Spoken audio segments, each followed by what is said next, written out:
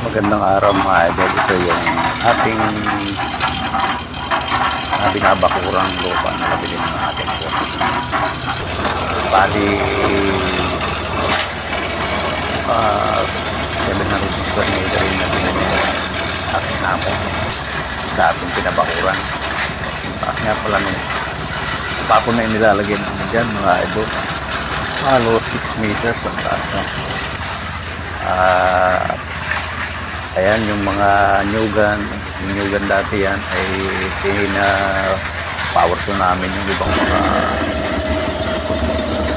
nyug dahil para may magamit kami forma dito sa nagawang bako. Ang mga pwesto namin na ginagawa ay 8 by 30 na 16 mm ang lalaki ng pakat. 8 by 30 yun yung kanyang rough tinis ng semento mga idol.